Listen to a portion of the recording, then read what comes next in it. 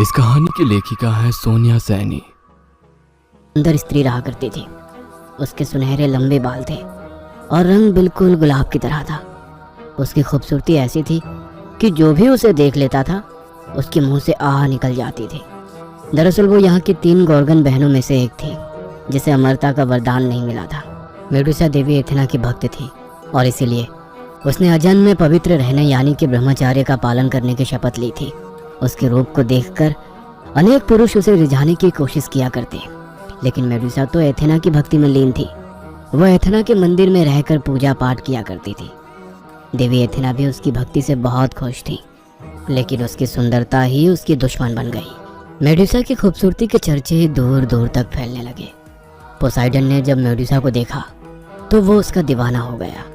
कहते हैं कि उसने मेडुसा को बहला फुसलाकर अपनी बातों में फंसा लिया, जिससे कि एथेना के मंदिर में ही मेडुसा की पवित्रता भंग हो गई।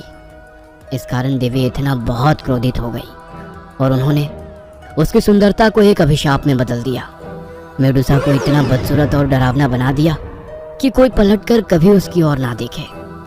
जब इतने से भी एथेना का मन नहीं भरा तो उसने मेडुसा को एक और श्राप दिया। आज के बाद अगर किसी भी पुरुष ने तेरी आंखों से आंखें मिलाई तो वो पत्थर बन जाएगा। एथेना के श्राप के बाद सब मेडुसा के करीब आने से घबराने लगे। मेडुसा के सर पर भयानक जहरीले सांप फन निकाले दिखाई देते थे। उसका चेहरा गहरा हरा और भयानक हो गया था। उसके दांत भी भद्दे और टेढ़े मेढ़े हो गए थे। अब वो एक सुनहरे लंबे बालों वाली सुंदरी की जगह एक डरावनी भद्दी राक्षसी लगने लगी थी। मेडुसा अपने दिन गुजारने के लिए अफ्रीका चली गई, जहाँ एक पुराने से किले में वह अपनी दोनों बहनों के साथ रहने लगी। इधर देवी एथेना और राजा ने मिलकर पर्सियन को मेडुसा का सर लाने का काम सौंप दिया।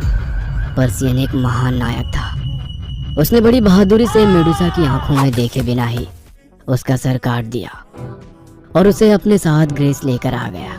कहते हैं कि उसने बाद में सर को यहीं ग्रीस में किसी गुमनाम सी जगह पर गाड़ दिया था। मुझे लगता है जहाँ से यह मूर्ति मिली है जरूर यह वही जगह रही होगी जहाँ पर्सियन ने उसका सर गाड़ा था।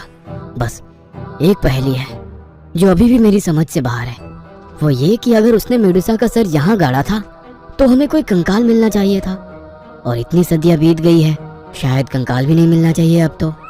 लेकिन हमें मिली है एक पत्थर की कटे सर वाली मूर्ति। अब इस मूर्ति की पहेली क्या है ये समझना अभी बाकी है।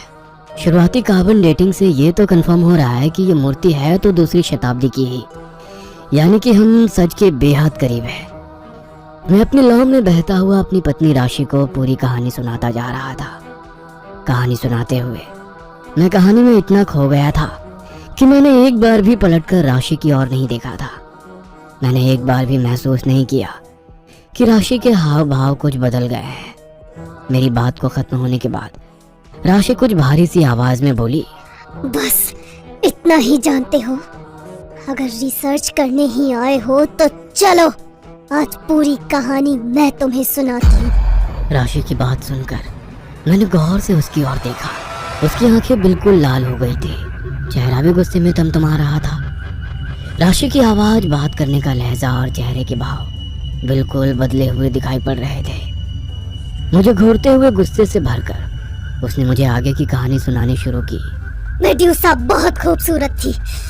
मेडुसा की खूबसूरती के कारण अब एथेना के मंदिर में पुरुषों का आना जाना